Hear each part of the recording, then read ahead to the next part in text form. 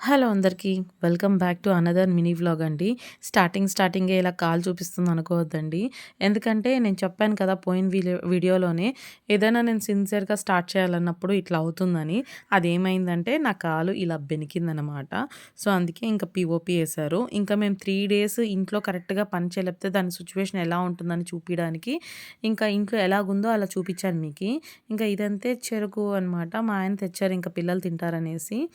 Actually అప్పట్లో మనం చెరుకు తినేటప్పుడు మన పళ్ళు గాన చాలా స్ట్రాంగ్ ఉండేది. సో, మళ్ళీ ఎందుకో మా ఆయన చూసి ఇంకా మొన్న ఎవరో తెలిసిన వాళ్ళతో బయట వెళ్ళినప్పుడు ఇంకా వాళ్ళతో తెచ్చారనమాట. ఇంకా మా బిట్టుగాడైతే తింటున్నాడు దాన్ని.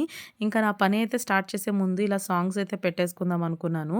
యాక్చువల్లీ నేను కాలేజ్ వెళ్ళేక ముందు ఇలాగే చేసేదాన్ని. కానీ కాలేజ్ వెళ్ళే టైంకి ఈ మధ్యలో అన్నీ మార్చుకున్నాననమాట. ఈ 2 ఇయర్స్‌లో నేను సాంగ్స్ చూడట్లేదు.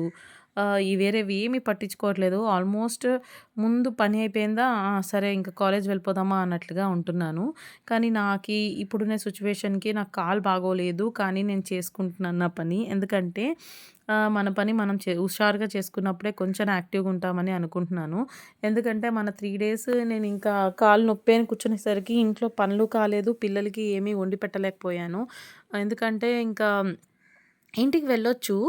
ఇంకా కానీ అమ్మ వాళ్ళ ఇంట్లోనే ఇంకా చిన్న చిన్న పిల్లలు ముగ్గురున్నారు కాబట్టి ఇంక నేను వాళ్ళని పోయి ఇబ్బంది పెట్టేది అన్నా పిల్లలకి స్కూల్ ఉంటుంది. ఈయనకి డ్యూటీ ఉంటుంది కదా!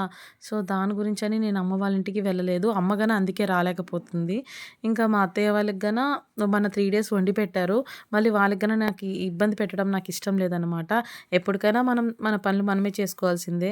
ఎందుకంటే ఒకరోజు, 2 రోజైతే ఏదో అనడానికి 20 డేస్ కదండీ! ఎక్కడవుతది చెప్పండి ఎవరికైనా అనేసి, ఇంకా నా పని నేను చేసుకుంటున్నాను నిదానంగా లెగిసి. ఇంకా ఇది అయితే మా ఫోటో చూపిచ్చాను కదా! అది కాలేజ్‌దండి. మా జూనియర్స్ అయితే రిటర్న్ గిఫ్ట్ ఇచ్చారనమాట.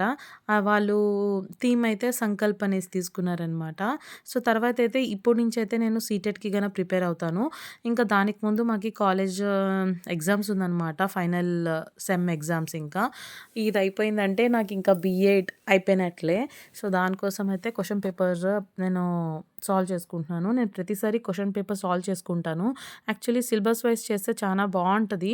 కానీ మనం అవ్వలేని వాళ్ళు ఆల్మోస్ట్ ఇలా క్వెషన్ పేపర్స్ సాల్వ్ చేస్తే చాలండి. నిజంగా మీరు ఆల్మోస్ట్ పాస్ మార్క్ అయ్యేదానికన్నా ఎక్కువే స్కోర్ చేయొచ్చు.